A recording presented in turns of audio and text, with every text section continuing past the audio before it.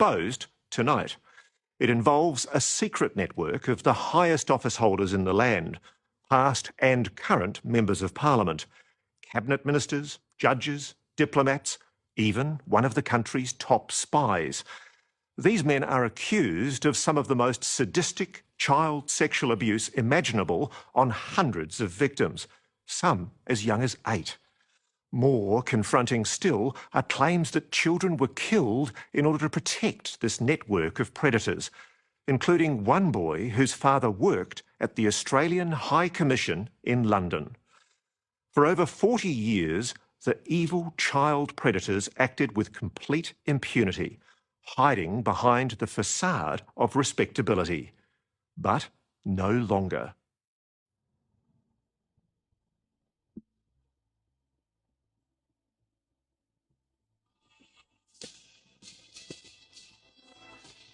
They were children, often the most vulnerable, placed in the care of the state only to be betrayed, systematically trafficked to the most powerful men in the land. How many times were you raped? Wow. Maybe twice, 3 times a week. Boys and girls both, farmed out to pedophiles like throwaway toys. There would be a group of girls and a group of men, and the men would basically single out the girls. Tonight, 3 victims speak out. Claims of a monumental cover-up. That children were murdered. One of them, the 15-year-old son of the Australian High Commissioner's chauffeur. I just said to him that I think he's been taken by someone high up. And what did that senior policeman say to you? He said to me, you keep saying things like that, you could get hurt. And the secret pedophile brotherhood, who to this day demand their right to have sex with children. What constitutes consent? The willing involvement of a child. It's really quite simple. A sex scandal at the very highest levels of the British establishment.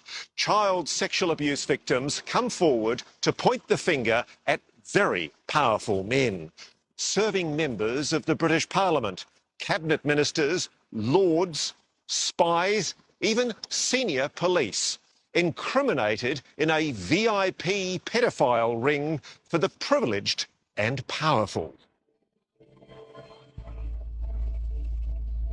It happened to me, it happened to others, and why would it go on for so long? Why didn't somebody just step in and say, we need to investigate this? Richard Kerr is now 54 and a clearly damaged man. His life began to fall apart when at the age of 9 he was sent to the now infamous Kincora Boys' Home in Northern Ireland, run by men who would later be convicted of the frequent rape of children in their care. How soon did the abuse start when you were sent there? A week later, maybe. Within a few years, Richard and other boys from the home were being trafficked around the country. You were brought across essentially to be playthings for pedophiles in England. Boy toys.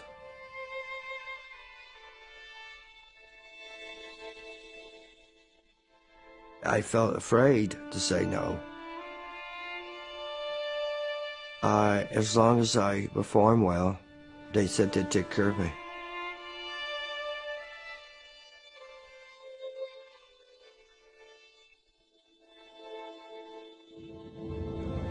So when you first came to London, Richard, what was the first place you were brought to?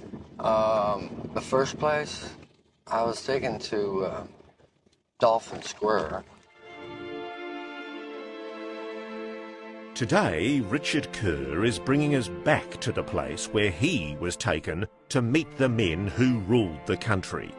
An upmarket apartment complex called Dolphin Square, just minutes from the Houses of Parliament.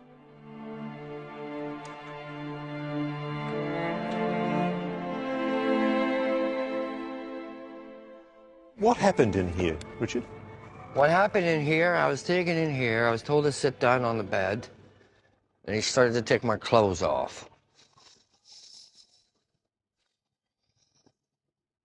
Still hurts, doesn't it? Of course it hurts. I've never forget, it hurts.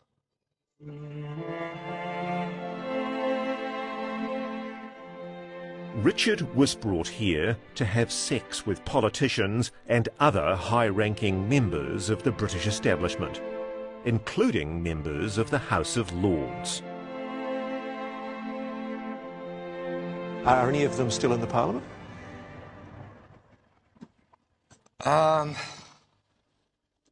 Yeah. Older, very old, lords.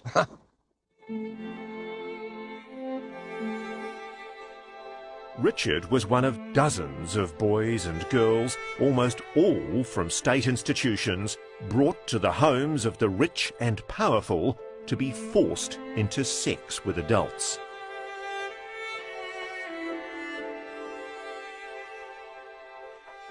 My soul at that time was being destroyed.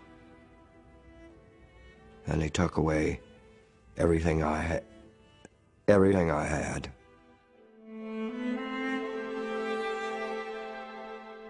British police are now investigating compelling evidence that dozens of children suffered similar fates.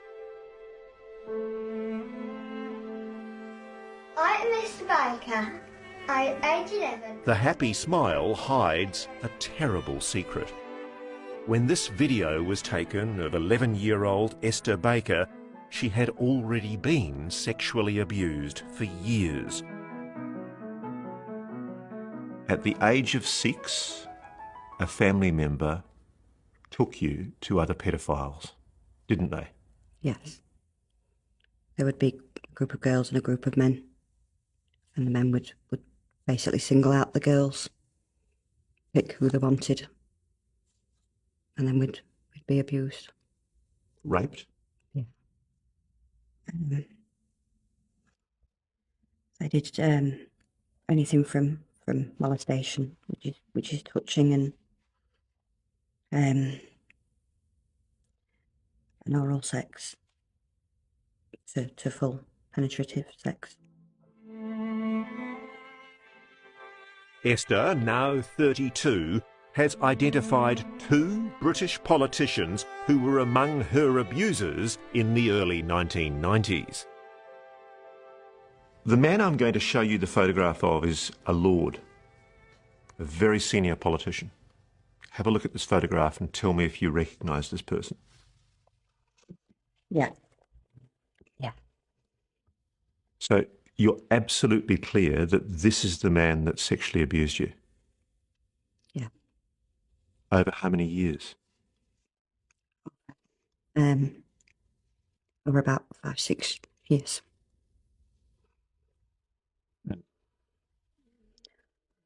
Yeah. Yeah.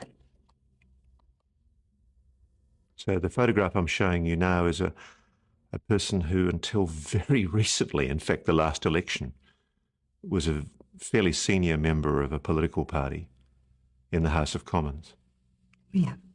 You're saying that that man abused you? Yeah. How can you be so sure? A lot of people might be watching this and thinking, well, she was a little girl. Maybe she's confused. Maybe she genuinely believes what she's saying, but she's confused. What do you say to that? I'd say you don't forget those faces. No way.